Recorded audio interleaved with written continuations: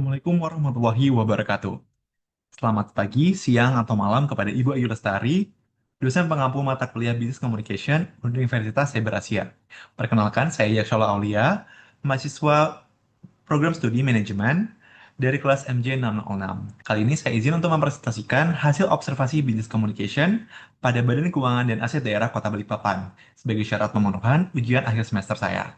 Untuk gambaran organisasi, apa sih BKAD itu sendiri?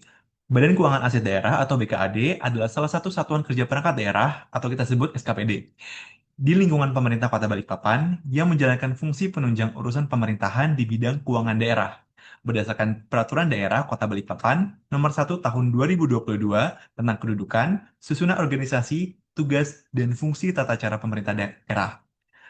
Jadi singkatnya, BKAD ini menjalankan fungsi sebagai pembina atau dan pelaksana dalam ranah pengelolaan keuangan dan aset daerah itu sendiri yang mencakup perencanaan, penganggaran, penatausahaan, pelaksanaan, serta pertanggungjawaban keuangan daerah.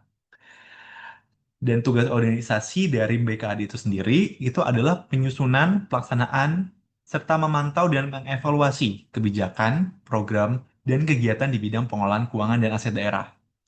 Dan kemudian, karena BKAD itu berfungsi sebagai SKPD pembina bagi organisasi-organisasi lain dalam ranah pengelolaan keuangan daerah, terdapat tugas juga untuk melaksanakan bimbingan teknis urusan pemerintahan daerah yang menunjang tugas pengelolaan keuangan dan aset daerah itu sendiri, serta melaksanakan tugas lain yang diberikan oleh wali kota sesuai dengan tugas dan tanggung jawabnya.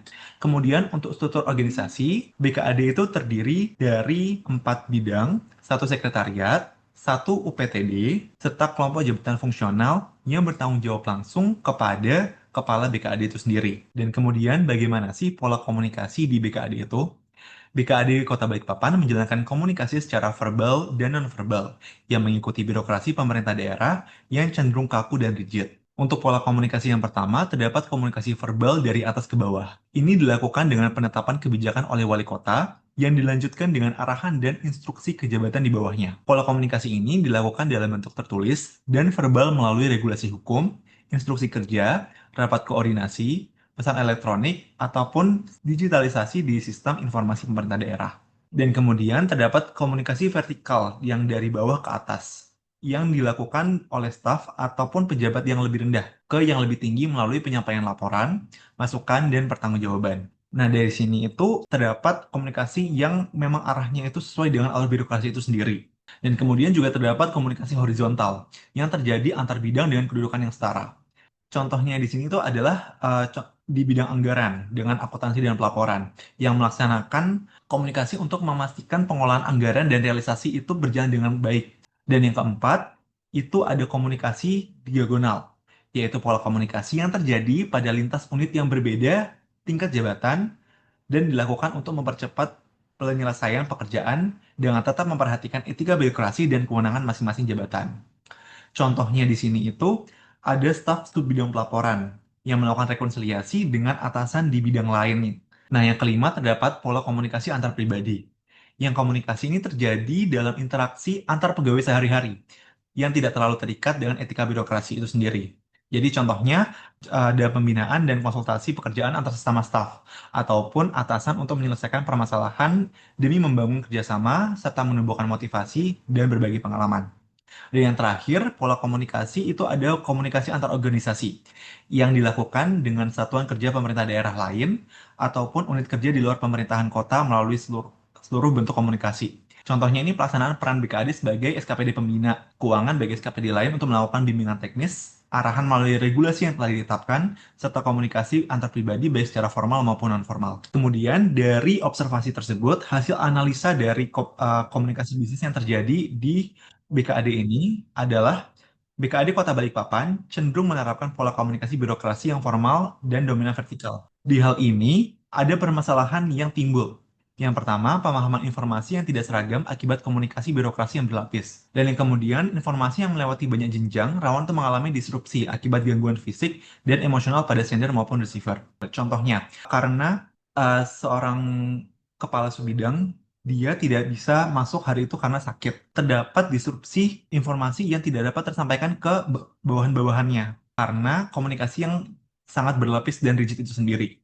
Dan yang ketiga, terhadap pola komunikasi secara horizontal dan diagonal juga kerap bermasalah akibat perbedaan persepsi, kelebihan informasi yang tersebar, serta lingkungan yang tidak mendukung komunikasi efektif. Dan ini tentunya tidak akan mengganggu efektivitas dalam komunikasi organisasi itu sendiri. Contoh permasalahannya ini yang pertama, informasi dari tingkat atas yang terlambat diketahui level staff. Dan kemudian hambatan pola komunikasi diagonal dan horizontal, khususnya antara pegawai yang age gap-nya jauh.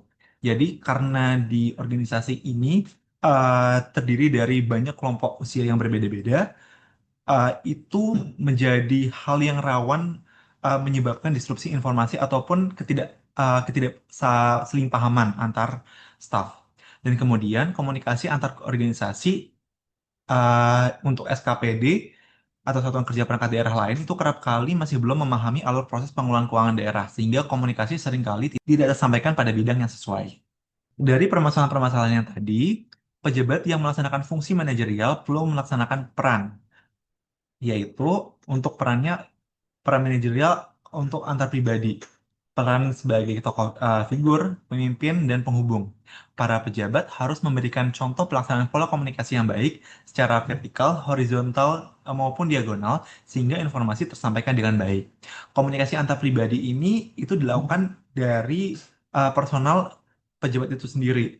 Jadi, ada unsur empati, ada unsur simpati, ada unsur bahwa secara personal itu harus melaksanakan tugasnya sebagai pejabat dengan baik dan melaksanakan perannya di bidang manajerial itu dengan baik melalui pola komunikasi yang dilakukan dengan efektif kepada baik sesama, atasan, ataupun level di bawahnya.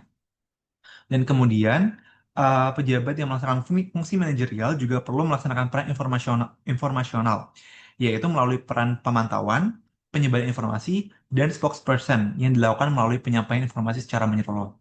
Nah, jadi perlu dipastikan bahwa informasi-informasi yang diterima dan disampaikan itu terdeliver dengan baik dan mencegah terjadinya disrupsi informasi itu sendiri. Nah, jika peran manajerial tadi sudah dilaksanakan dengan baik, akan ada tanda-tanda komunikasi organisasi yang akhirnya akan berjalan dengan baik, khususnya di BKAD. Yang pertama, instruksi dan kebijakan berjalan sesuai hierarki. Kemudian pengawasan dan pertanggungjawaban keuangan juga tetap terjaga. Koordinasi antar bidang berlangsung secara efektif. Informasi APBD dan aset daerah tersampaikan secara akurat, dan ini spesifik untuk BKAD itu sendiri karena bergerak di pengelolaan keuangan daerah. Dan kemudian yang terakhir adalah pengambilan keputusan menjadi lebih cepat dan terkoordinasi. Nah, kesimpulannya, BKAD Kota Balikpapan menerapkan komunikasi baik secara horizontal, diagonal, maupun vertikal dan antar organisasi untuk eh, menjalankan pengelolaan keuangan daerah. Namun, banyaknya lapisan birokrasi dapat menyebabkan keterlambatan informasi, distorsi pesan, dan perbedaan persepsi akibat perbedaan usia, pengalaman, serta pemahaman pegawai dan SKPD. Berdasarkan peran manajerial Mintzberg, permasalahan tersebut dapat diatasi dengan mengintegrasikan media komunikasi internal agar informasi tersampaikan cepat dan seragam, memperkuat komunikasi lintas bidang melalui rapat, diskusi, dan knowledge sharing, meningkatkan pembinaan SKPD melalui sosialisasi dan bimbingan teknis, serta memperkuat peran pimpinan sebagai pemimpin, penyebar informasi, penghubung, dan pengambil keputusan. Optimalisasi komunikasi dan peran manajerial akhirnya diperlukan agar koordinasi di Badan Keuangan Daerah dapat berjalan dengan lebih efektif, efisien, dan mendukung tata kelola keuangan daerah yang baik. Nah, di sini observasi saya itu juga didukung dengan hasil konsultasi dengan atasan dan memang BKAD ini adalah organisasi tempat saya bekerja saat ini. Terima kasih. Cukup sekian dari saya. Itu merupakan hasil observasi dari uh, komunikasi organisasi yang berada di Badan Pengadaan Aset Daerah Kota Balikpapan. Sekali lagi terima kasih kepada Ibu Ayu Lestari, selaku dosen pengampu mata kuliah Business Communication. Sekian dari saya. Wabillahi taufiq walhidayah. Assalamualaikum warahmatullahi wabarakatuh.